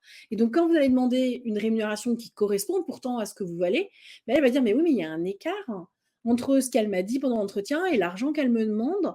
Bah, ouais, mais moi je trouve pas qu'elle les vaut». Parce que vous n'avez pas réussi à mettre en avant ce fameux biais de rareté, genre: «Oui, tout ce qu'elle me dit va avec la rémunération qu'elle me demande, donc ça me paraît tout à fait logique». On en revient au système de l'éducation. Les garçons étant habitués à se valoriser par l'action, par le fait de dire les choses, de se montrer, c'est beaucoup plus facile d'être des entre guillemets, excusez-moi de l'expression, d'être des beaux parleurs au moment des entretiens pour arriver à légitimer une rémunération importante. Ce qui n'est pas le cas pour les petites filles qui ont été habituées à rester discrètes, être dans le care. Je prends soin, mais j'en parle pas trop. Et donc, bah, forcément, c'est plus dur pour moi au moment de parler de la rémunération parce que je n'ai pas été habituée à me valoriser. Donc, pendant l'entretien, je vais utiliser des mots qui ne me valorisent pas et ça aura un impact sur la légitimité de la rémunération que je demande. Et bien parfait, il y a l'atelier se valoriser ses compétences en novembre. Bah, parfait, en novembre, valoriser ses compétences. Je ne sais pas si c'est moi ou quelqu'un d'autre qui l'anime, je ne sais plus, mais voilà, celui-là, il sera important. Alors comment, me demande Marie, comment négocier avec des recruteurs fermés à la négo, ou dans le cas où les entreprises utilisent des grilles salariales qui, peuvent être parfois justes et ne pas prendre en compte des expériences pertinentes pour le poste. Ben ça, il faut leur demander. Alors, des recruteurs fermés à la négociation, il ne faut pas hésiter à les questionner. Si jamais ils vous disent, ben non, la rémunération, c'est ça ou c'est rien, vous pouvez leur demander, ben, écoutez, qu'est-ce qui légitime cette rémunération ou qu'est-ce qui vous fait penser que je ne vaux pas la rémunération que je vous demande. On va le voir, il y a d'autres types de biais que vous pouvez utiliser qui va vous permettre de faire en sorte que le recruteur s'ouvre un petit peu. S'il y a des grilles, en théorie, bon, bah, ils vont devoir, à vous de négocier dans ces grilles. Alors, il y a les grilles, puis après, il y a les échelons parfois. Donc, c'est de négocier les échelons en fonction de votre expérience, en disant, bah, et on va utiliser un autre biais qu'on va vous montrer juste après, qui va vous permettre justement de pouvoir gravir certains échelons sur la grille pour légitimer vos expériences, même si elles ne sont pas en lien avec le métier ou le secteur que vous choisissez aujourd'hui dans le cadre d'une reconversion, par exemple. Si vous avez évolué, eh ben, on va pouvoir quand même légitimer ces changements. Et Sylvie me dit que c'est moi qui l'anime, le valoriser ses compétences. La fille qui sait même plus ce qu'elle anime, tout va bien. Autre exemple. Donc la réussite de l'entretien commence au démarrage de l'entretien. Bon, bah, effectivement, c'est ce que je disais. Tout va être important, c'est le fameux biais d'ancrage. Plus on va appuyer sur, mes expériences, sur la manière dont je vais dire les choses, la manière dont je vais les valoriser, la manière dont je vais les partager à l'autre avec des mots positifs, projectifs, et bien plus je vais rentrer dans la tête de mon interlocuteur que je suis une personne formidable et qu'il faut absolument me recruter. Et c'est pour ça que la méthode STAR est vraiment très importante et que du début jusqu'à la fin de l'entretien, il faut vous valoriser, vous valoriser, vous valoriser. Et ça peut être avec des petites choses très simples, mais qui permettent en fait, dans le cerveau de l'autre, à chaque fois, c'est comme s'il y avait une checklist et qui cochait, le cerveau se mettait à cocher en disant: «OK, là, elle me rassure». N'oublie pas le mot, elle me rassure. OK, elle a cette compétence, je suis rassurée. Et en fait, à la fin, la personne dit: «OK, là, je sais pourquoi je veux la recruter». Et ça évite d'avoir des entretiens où très souvent on a les RH ou les recruteurs qui nous disent: «Je le sens pas, mais je sais pas pourquoi». Parce qu'il y a eu, une dissonance entre le discours et la rémunération demandée et en fait, on a senti la personne qui était peut-être très avenante, très gentille, mais qui n'avait pas du tout confiance en elle et qui demande une rémunération qui est logique par rapport au poste, mais qui du coup ne correspond pas à l'état émotionnel dans lequel elle a fait l'entretien et donc on a une dissonance et le cerveau n'aime pas quand il y a des dissonances et il va souvent aller vers la première impression, c'est-à-dire si on a senti que la personne n'avait pas confiance en elle et ben, on va se raccrocher à cette première impression en disant: «Non, je vais pas y aller, j'ai un doute» et quand on a un doute, généralement, on n'y va pas. «J'y vais pas, je préfère dire non». Parce que justement, le discours, la posture ne sont pas alignés sur la rémunération qu'on va demander. Autre exemple, toujours, quelles sont vos prétentions salariales? Là, l'entreprise va vous dire: «Ben voilà, notre politique salariale est basée sur une combinaison de facteurs tels que l'expérience, les compétences et les performances» et vous en êtes très loin. Donc là, autant vous dire, vous êtes en train de vous faire casser pendant l'entretien. Et là, la réponse, faut surtout pas se décomposer. On a encore malheureusement aujourd'hui des recruteurs qui aiment bien un peu casser du sucre sur le dos des candidats. Donc on ne se décompose pas. Et à ce moment-là, toujours c'est: «Je comprends». On sourit, faites toujours votre plus beau sourire: «Je comprends. Pour quelle raison m'avez-vous contacté pour un entretien si vous me trouvez incompétente pour ce poste?» Toujours avec le plus grand calme et le plus grand des sourires. Puisque la personne vous dit que, la politique salariale, c'est un mélange de expérience, compétences et performances, à la rigueur, les performances, il les a peut-être pas vues sur votre CV. Je vous invite quand même à mettre des chiffres sur votre CV pour que ce soit quand même visible. Donc dans ces cas-là, s'il vous trouve incompétent, pourquoi il vous contacte en entretien? Pourquoi? Et en fait, ça va vous permettre aussi de vous rendre compte que très souvent les recruteurs ou les managers vont vous dire des choses qui ne sont pas logiques. Et très souvent, c'est juste pour voir votre réaction. C'est machiavélique, je sais, mais malheureusement, c'est comme ça. Et donc l'idée, c'est de se dire: «OK, le recruteur me dit quelque chose, je comprends pas ce qu'il me dit, je comprends pas pourquoi il me dit ça et ben, je vais le questionner là-dessus plutôt que de me replier sur moi-même et de manger mes émotions, je vais lui dire: mais je comprends, merci pour cette information, mais pour quelle raison, vous m'avez contacté en entretien si vous estimez que mes expériences et mes compétences, ne conviennent pas pour ce poste?»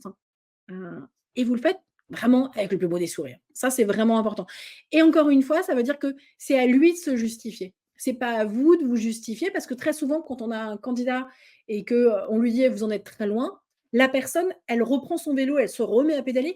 «Oui, mais alors vous savez, j'ai telle expérience et puis là, j'ai telle compétence» et là, on sent qu'il y a le stress qui monte encore plus parce qu'elle cherche à se justifier qu'elle en vaut la peine. Mais vous, vous savez que vous en valez la peine. La question, c'est: «Mais pourquoi l'entreprise me contacte pour un entretien si elle ne s'est pas rendue compte de ma valeur?» Mais du coup, je l'interroge. «Pourquoi vous m'avez contacté en entretien? Pourquoi me contacter si vous me trouvez aujourd'hui incompétente?» Et peut-être que là, l'entreprise, bah, la personne en face, pas habituée qu'on lui réponde ça, va dire: «Ah non, mais c'est pas qu'on vous trouve incompétente, mais» ah, j'ai dit: «Bah, OK, mais» et vous continuez le questionnement. Très bien. Alors d'après vous, quelle serait la rémunération qui correspondrait? Jusqu'à présent, vous avez apprécié mon parcours, n'est-ce pas? La personne va dire: «Oui». Je vous avez apprécié le fait que j'ai travaillé sur tel et tel projet? Oui, bien sûr. Vous avez apprécié le fait que, je parle telle langue, que je maîtrise tel réseau? On est d'accord, vous êtes d'accord avec moi? Oui, bien sûr. Alors du coup, pour quelle raison vous estimez que aujourd'hui, je suis très loin de la rémunération que je demande? L'autre va se trouver très bête et elle va vite comprendre qu'en fait, elle a tort de vous dire ça. Encore une fois, ça, c'est très difficile à faire. Vous y arriverez peut-être pas au premier entretien. En tout cas, je vous souhaite pas d'avoir ce genre de questions au premier entretien. Mais voilà, encore une fois, c'est l'expérience qui permet. Donc conseil pour négocier son salaire avec son employeur, bon, j'arrête pas de vous en donner, mais 1, c'est d'avoir aussi les chiffres en tête. Donc vous avez le site salaire brut en net qui va vous permettre de jongler, de vous dire: «OK, dans ma fourchette, si l'entreprise me parle en brut, je sais que c'est ça qui va que j'aurai moi à la fin du mois en net». Vous pouvez même calculer votre prélèvement à la source, en fonction de votre statut, cadre ou autre. Donc ça peut être vraiment intéressant. Ce qui est sûr et certain, ça c'est la petite formulation magique, c'est qu'on parle toujours en brut annuel, sur 12 mois lorsqu'on parle de rémunération. Donc quand on va vous demander quelle est votre, rémunération, quelles sont vos prétentions salariales, la réponse idéale, c'est ça. Compte tenu de nos échanges, vous lui rappelez que vous avez parlé du poste, des missions, des exigences du travail que vous allez devoir réaliser, des enjeux de votre poste. Donc compte tenu de nos échanges et de vos besoins, vous lui rappelez que si vous êtes là, c'est parce que l'entreprise a besoin de vous. C'est important de lui rappeler, biais d'ancrage pour que ça rentre dans sa tête. Donc compte tenu de nos échanges et de vos besoins, mes prétentions sont de, on donne une fourchette, 36 à 42 k ou 30 42 000 euros bruts annuels sur 12 mois, hors primes et avantages. Qu'en pensez-vous?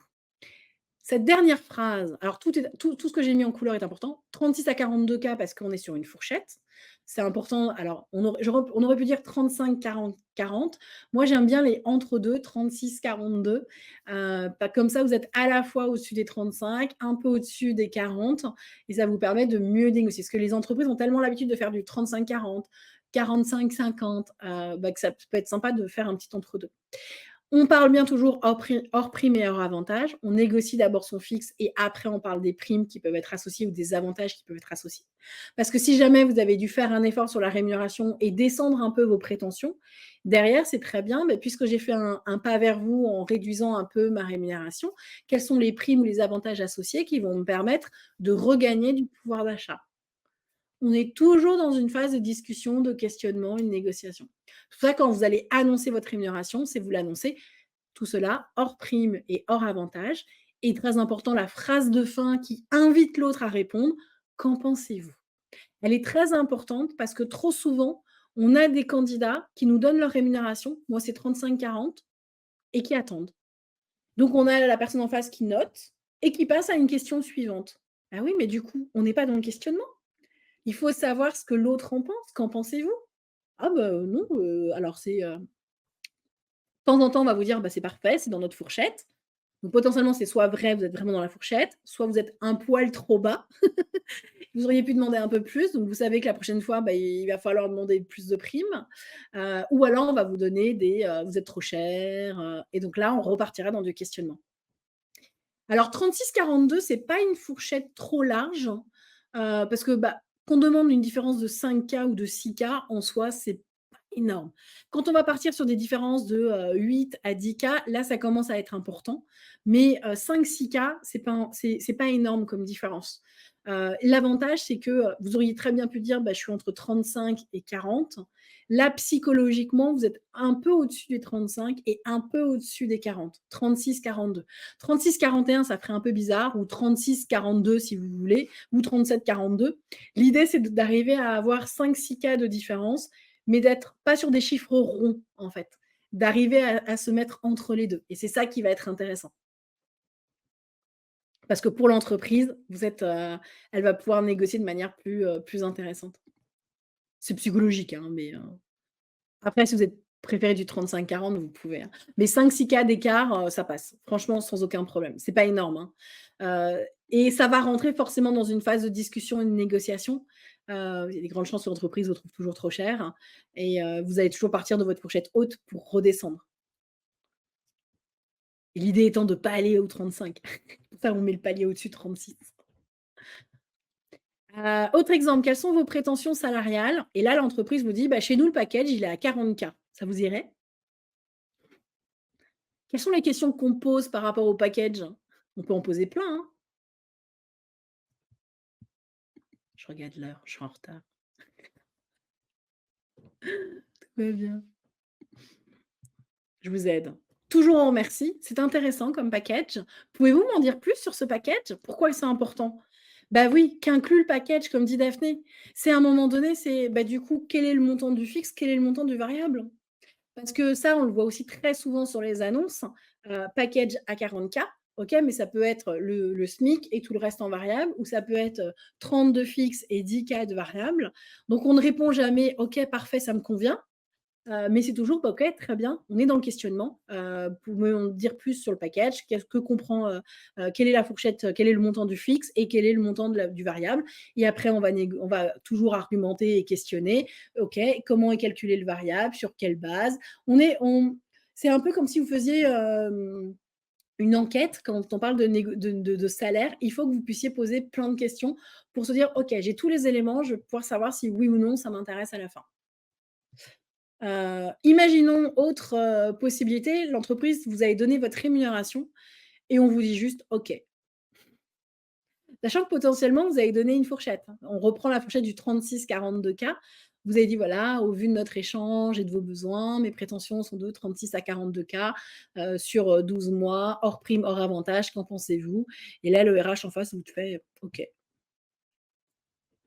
Moi, je dis que c'est royal au bar, parce que comme la personne est d'accord, donc c'est, bah, puisque nous sommes d'accord pour un salaire à 42 K, vous prenez forcément le haut de votre panier, vous n'allez pas prendre le bas.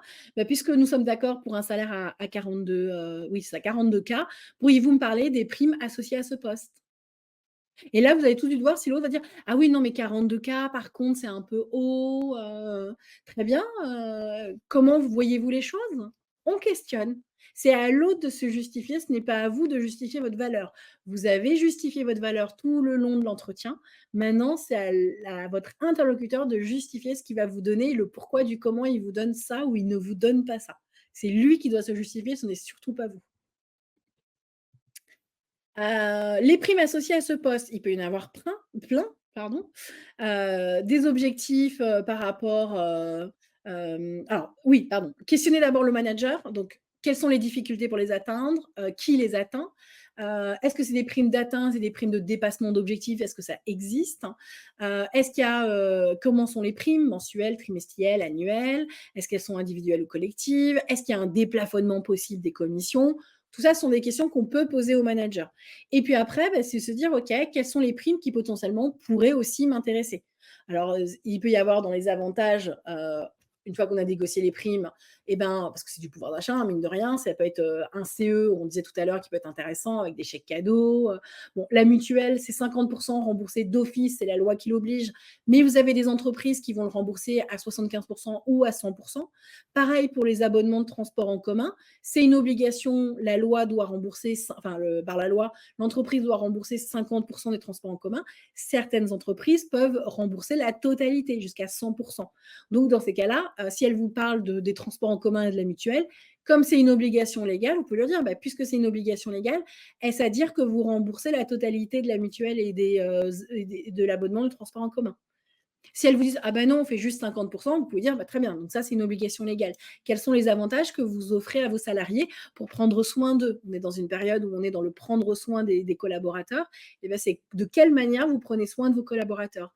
Quels sont les avantages que vous offrez à vos collaborateurs pour leur bien-être? Toujours avec le sourire, hein, quand on parle de ça, parce que ça fait jamais plaisir à l'entreprise. Donc le sourire est très important.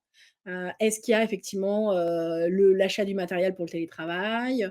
Est-ce que l'entreprise va me payer une formation? Est-ce que j'ai accès à le forfait mobilité durable? C'est si jamais vous prenez votre vélo ou, vous prenez d'autres choses que votre voiture ou les transports en commun pour, justement, vous déplacer, et ben, il y a un forfait mobilité durable que l'entreprise peut prendre en charge.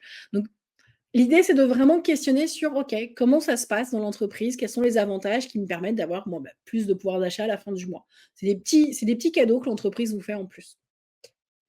Autre question: «Quelles sont vos prétentions salariales?» Et là, l'entreprise vous dit: «Vous manquez d'expérience». C'est un peu comme le: «Vous êtes trop cher», perso. Moi, je répondrais ça: «Si vous m'avez contacté, c'est que vous estimez que je peux faire le job. Pourquoi contacter un jeune diplômé pour lui reprocher par la suite son manque d'expérience? Vous êtes bien d'accord avec moi, n'est-ce pas?» On Oui, je te rappelle qu'il est 12h20. Oui, je me dépêche, promis. Ça, c'est malheureusement effectivement le côté manque d'expérience, c'est quelque chose qu'on va souvent dire en tant qu'RH ou en tant que manager à un jeune qu'on va recruter. C'est: «Ah mais vous manquez d'expérience». Beh, vous l'avez vu sur mon CV en fait que je n'avais pas beaucoup d'expérience, et donc là, l'idée c'est de le dire très, très simplement. Faut pas qu'on s'offusque, faut pas qu'on s'énerve. Pourquoi contacter un jeune diplômé pour lui reprocher un manque d'expérience? Vous êtes bien d'accord avec moi, vous avez bien dû trouver quelque chose qui était intéressant dans mon parcours et dans mon CV, n'est-ce pas? Et le «vous êtes bien d'accord avec moi» ou le «n'est-ce pas», vous allez voir qu'ils sont très importants. C'est un peu la même chose que le «vous êtes trop cher» ou «vous allez vous ennuyer». Ça, je sais que le «vous allez vous ennuyer», beaucoup de profils seniors y ont droit, et donc c'est la même chose. Je comprends. Pour quelles raisons me trouvez-vous trop cher? On peut questionner. Quelle fourchette de salaire envisagez-vous pour ce poste? On peut questionner. C'est bien mon expertise et mon expérience qui vous a motivé à me contacter, n'est-ce pas? On retrouve le fameux «n'est-ce pas?» L'idée, c'est si on manque d'expérience, ben, on va le dire. Beh, vous recrutez un jeune diplômé, j'imagine que dans mon parcours, il y a bien des éléments qui vous ont intéressé, n'est-ce pas? Ou alors: «Pour quelle raison pensez-vous que je vais m'ennuyer?» On questionne. L'idée, on est toujours dans je questionne, et après, à un moment donné, je vais mettre un «Vous êtes bien d'accord avec moi?» ou un «N'est-ce pas?» Pourquoi il est important ce «Vous êtes bien d'accord avec moi?» ou ce «N'est-ce pas?» C'est un biais de confirmation.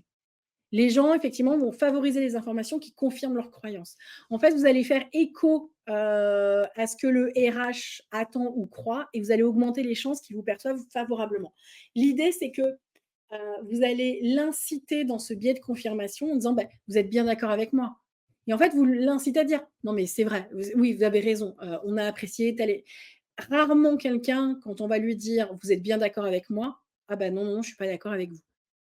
Ça n'arrive quasiment jamais qu'une personne vous fasse ça. Donc quand vous voyez qu'on vous reproche un manque d'expérience ou le fait que vous allez vous ennuyer ou que vous êtes trop cher et que vous arrivez à terminer avec un: «Vous êtes bien d'accord avec moi?» et ben forcément la personne va devoir se justifier, encore une fois, et à un moment donné, elle va aller dans votre sens. Si par contre, c'est juste parce que vous avez été trop gourmand en termes de rémunération, parfait. On retourne dans le questionnement pour trouver un terrain d'entente favorable à tout le monde. Mais au moins, ça évite le no-go parce que là, quand la personne vous dit: «Vous êtes trop cher, vous allez vous ennuyer», en gros, elle vous met un énorme stop et elle veut pas elle met fin à la négociation. C'est-à-dire qu'elle renferme toutes les portes de la maison et du bureau en vous disant: «Non, non, bah, du coup, on vous recrute pas». Et vous, vous allez dire: «Bah, non, attendez, on va continuer à échanger». Donc vous allez pousser le biais de confirmation pour l'amener avec vous. Donc vous êtes bien d'accord avec moi, et votre nouvel ami en entretien. Hem, L'entreprise peut aussi vous balancer, et je l'ai déjà entendu: «Vous avez conscience que la conjoncture en France est difficile?» Parce qu'elle va vous estimer que vous avez demandé beaucoup trop cher. C'est exactement la même chose. Effectivement, donc on est toujours d'accord avec la personne. Le fait d'être d'accord avec la personne au démarrage d'une phrase où elle vous balance un scud est très important. Et donc effectivement, j'ai constaté l'augmentation du coût de la vie, tout comme vous, rassurez-moi, tout comme vous, pardon. Rassurez-moi, votre entreprise a les moyens de recruter ou dois-je m'en inquiéter? Vous le questionnez. En fait, l'objectif, c'est de dire: «OK, cette personne est d'accord avec moi. Oui, effectivement, le coût de la vie a augmenté, mais vous allez le questionner pour dire: «Mais attendez, on peut lui laisser effectivement une petite pointe d'ironie, c'est: «Mais, vous avez quand même les moyens de recruter?» J'aurais pu faire, «Votre entreprise a les moyens de recruter, n'est-ce pas?» Heu, on c'est un peu on réutilise le premier biais, de qu'on a vu juste avant. Mais effectivement, je me raccroche à ce que dit l'autre pour dire: «Bah, je suis d'accord avec vous. Effectivement, le coût de la vie a augmenté, mais ça ne doit pas remettre en question le fait que potentiellement, si vous recrutez, c'est que vous avez besoin de moi». Donc ça, c'est vraiment des éléments importants. Donc ça, c'est le biais de conformité qui est aussi très proche de l'autre. Et puis vous avez alors ce qui est aussi important, c'est la zone de négociabilité. L'argent ne fait pas tout, l'argent ne fait pas le bonheur. Vous devez être capable de, sélectionner, ce qui est important pour vous. C'est-à-dire que quand vous allez annoncer un salaire à 40-45 K, qu'est-ce qui fait que vous allez l'accepter à 40 et qu'est-ce qui fait que vous allez l'accepter à 45? Est-ce que si c'est à côté de chez vous, vous êtes à peine à 15 minutes à pied de chez vous, qu'en plus vous avez le statut cadre, que vous savez que vous allez avoir une super ambiance, que les missions sont intéressantes et ben, dans ces cas-là, puisque vous savez que c'est une petite entreprise, vous êtes prêt à baisser un peu votre rémunération. Vous allez négocier forcément un plan de développement de votre rémunération, mais vous êtes prêt à démarrer un petit peu plus bas. Par contre, vous dites: «Bah non, je rentre dans un grand groupe, je sais qu'ils ont les moyens, j'ai pas de télétravail, j'ai pas le statut cadre, donc je veux, c'est 45 ou c'est rien». C'est à vous de mettre cette fameuse jauge qui va vous permettre de dire: «J'en veux un peu plus ou j'en veux un peu moins, parce que je sais que je vais avoir tel avantage, qui va me permettre d'avoir un cadre de vie plus agréable pour travailler». Ça, encore une fois, c'est des éléments qui vous sont propres, c'est personnel. Donc, en fait, quand vous allez discuter avec votre famille ou vos amis des propositions de rémunération que vous a fait une entreprise, dites-vous que chacun a sa zone de négociabilité. Et donc, on ne peut pas juger pour quelqu'un d'autre. Quelqu'un va peut-être dire oui à 40 K parce qu'effectivement, c'est à côté de chez elle, que c'est en full télétravail ou autre, enfin, peu importe les avantages qu'on lui a donnés. Et elle sait que s'il y a un job à moins d'avantages, et ben effectivement, elle va demander un petit peu plus. Donc, quand on vous dit: «Ah, mais sois pas trop gourmand dans ta recherche», oui, mais c'est en fonction de ma zone à moi de négociabilité, de ce qui est un avantage ou un inconvénient. Si un poste a beaucoup d'inconvénients, bah, une rémunération un peu plus importante peut légitimer le fait qu'on fasse un effort pour ce poste. Encore une fois, c'est des éléments qui sont personnels. Il n'y a que vous pour savoir, bah, où vous mettez le curseur dans votre zone de négociabilité. Imaginons, je souhaite vous proposer un emploi à 80 K. C'est pas mal 80 K quand même. Si vous le souhaitez, c'est un emploi qui est en full télétravail. Vous pouvez venir au bureau, vous pouvez, bosser d'où vous voulez, il y a aucun problème. Vous avez accès à des formations toute l'année. L'entreprise vous paye un max de formation. L'ambiance est vraiment top. Mais alors, j'espère que vous avez pas lu. Est-ce qu'il y en a là-dedans qui, vous disent: «Je signe tout de suite pour ce type de contrat»?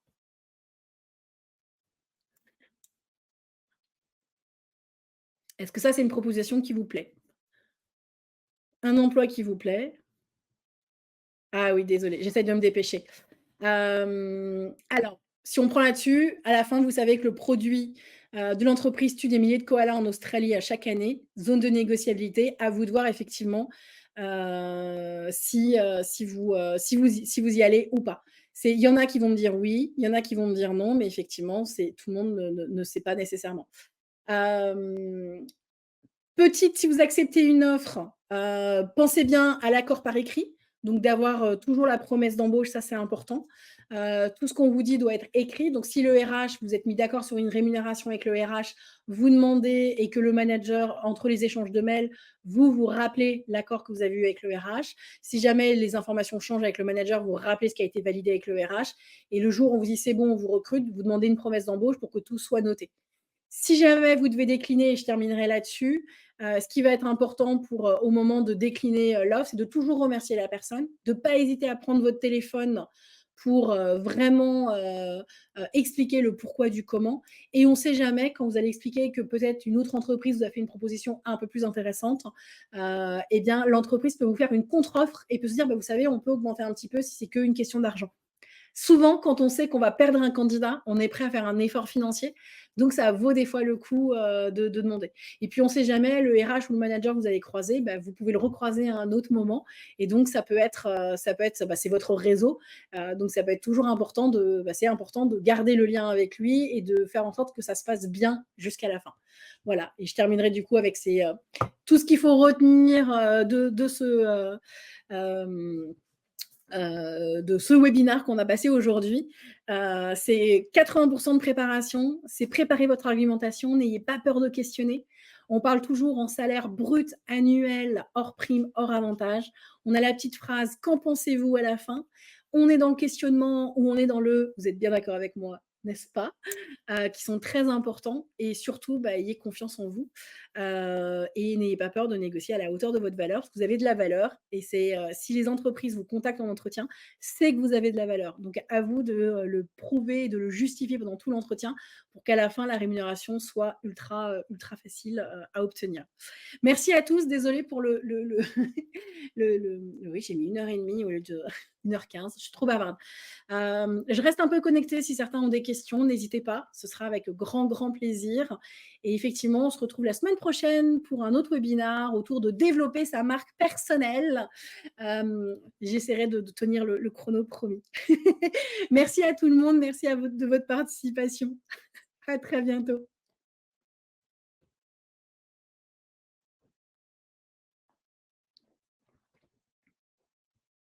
Et s'il y en a qui sont encore connectés, qu'il faut, voilà, s'il y a des petites questions en privé, j'y réponds avec grand plaisir avant de fermer la session. Et ceux qui doivent se déconnecter, allez-y, il y a pas de problème. Je comprends.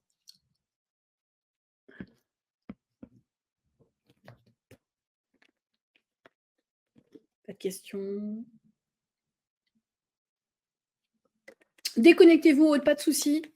Moi, j'ai terminé, j'ai dit tout ce que j'avais à dire. Voilà, je reste juste pour savoir s'il y a des personnes qui auraient des questions. Ouais, bah, voilà, parfait Marie, vas-y, une dernière question.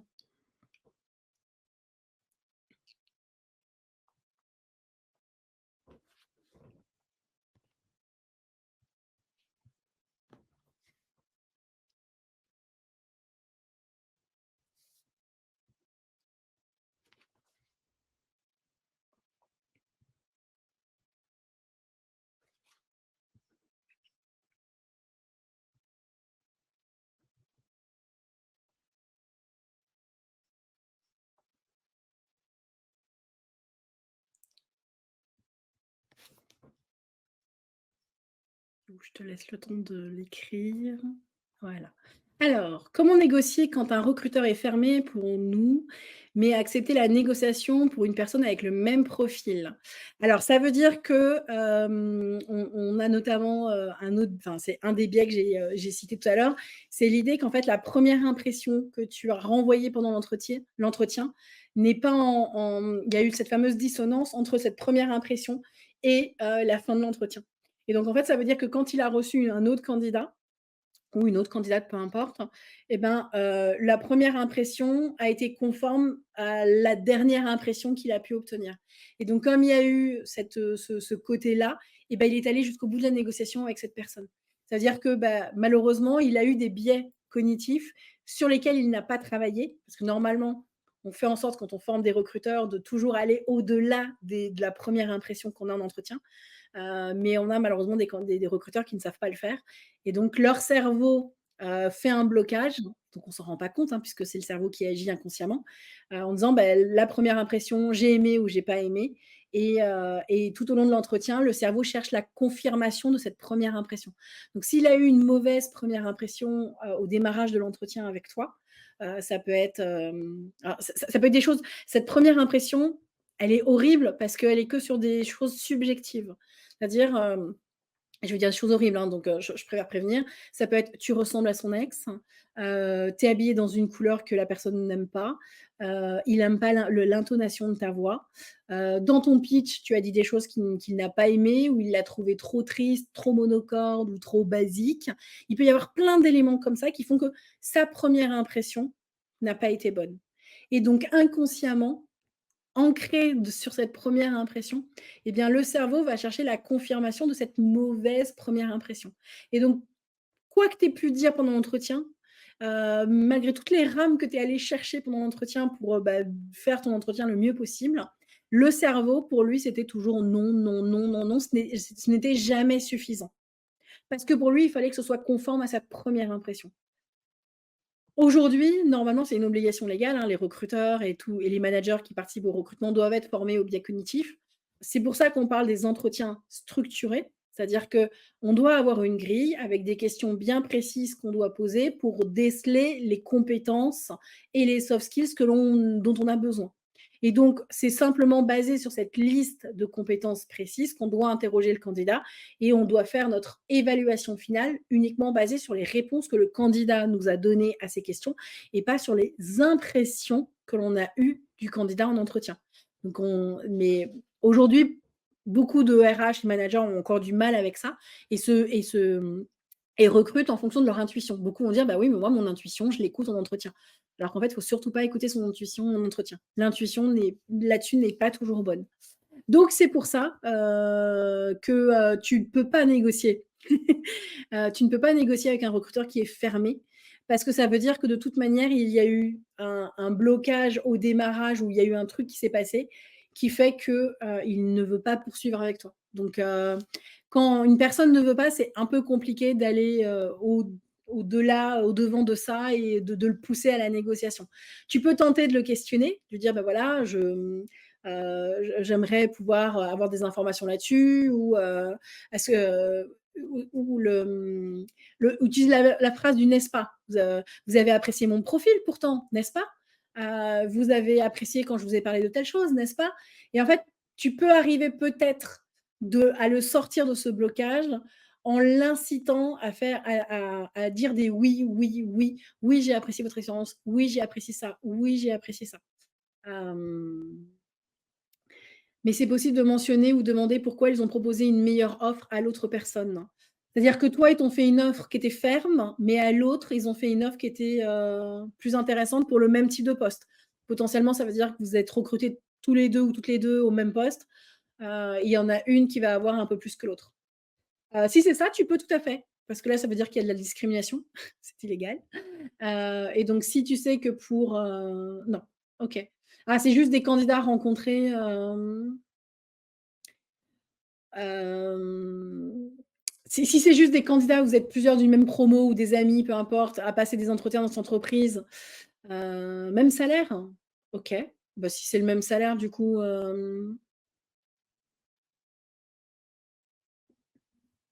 ah! Donc la personne a quand même pu négocier plus? Donc vous avez, toutes les 2 annoncé le même salaire potentiellement et elle a pu demander un petit peu plus. Hem, alors la question ça va être est-ce que l'autre personne est un homme ou une femme? Si c'est un homme, malheureusement ça va être logique. Si c'est une femme, peut-être que pendant son discours, elle a réussi à envoyer, plus de valeur par rapport à ce qu'elle peut apporter à l'entreprise. Il y a aussi alors je ne l'ai pas abordé parce que ça c'est plus dans les techniques d'entretien. Quand j'ai parlé de la méthode STAR, il y a aussi la fameuse méthode PPF qui permet de travailler sur la projection. Et donc là, l'idée, c'est de se dire, quand, je vais parler de mon expérience, que je vais la valoriser avec la méthode STAR, que je vais parler de qui je suis aujourd'hui, il y a aussi la méthode de la projection. C'est comment je me projette dans l'entreprise, comment je vais être capable de répondre aux enjeux et aux besoins de l'entreprise. Et donc il y a peut-être un moment donné, un, encore une fois, il y a beaucoup d'éléments qui sont très psychologiques dans ces cas-là, mais ça peut être aussi le fait que, la personne a su argumenter sur sa projection dans l'entreprise et toi, tu es resté plus dans: «Voilà ce que je sais faire, voilà qui je suis» et peut-être pas assez de projection dans le poste. C'est-à-dire s'imaginer avec le manager ou avec les équipes en train de réaliser tel et tel projet, de travailler sur tel et tel logiciel, de travailler sur tel et tel budget et donc des fois, il peut manquer ça. Ça peut être ça. Il peut y avoir encore, c'est tout aussi horrible, hein, d'autres raisons psychologiques propres au recruteur, l'heure à laquelle il a fait l'entretien. Encore une fois, si la personne suivait les méthodes d'entretien structurées, ça permettrait véritablement de pas se tromper. Mais si la personne fait les entretiens un peu, entre guillemets, «à la one again», si elle a fait l'entretien le matin à 9 heures ou à 14 heures après avoir mangé et en étant, à moitié endormie par la digestion, et bah, du coup, elle va pas se comporter de la même manière aussi pendant l'entretien. Elle va être plus flexible ou moins flexible. Il peut y avoir tous ces éléments qui rentrent dans le contexte. Idéalement, il aurait fallu filmer l'entretien pour que je puisse, te dire: «Là, il y a eu un truc, là, il y a eu un truc». Mais, bon, on n'a pas le droit de filmer. Et voilà, il peut y avoir tous ces éléments. D'où l'importance de questionner et si l'autre personne a pu avoir, pu gratter un petit peu plus, ça veut aussi dire que, tu peux après, si le poste t'intéresse malgré tout, bon, tu peux toujours moi j'invite aussi les candidats à renégocier pendant la période d'essai. C'est un très bon moyen en disant: «Bah, voilà, si vous êtes content de moi, et ben, est-ce qu'on peut retravailler la valorisation de ma rémunération?» Parce que vous avez eu le temps pendant la période d'essai de vous rendre compte, de savoir si dans le service, tout le monde est payé de la même manière. Parce que là aussi, il doit y avoir une équité en termes de rémunération. Et donc vous pouvez aussi renégocier, votre salaire pendant la période d'essai, ce qui peut être très intéressant. C'est une technique qui vient beaucoup des États-Unis, qui avec pour qu'on appelle les candidats mercenaires, parce que pendant les périodes d'essai, bah, vous avez toujours les cabinets de recrutement qui vous suivent.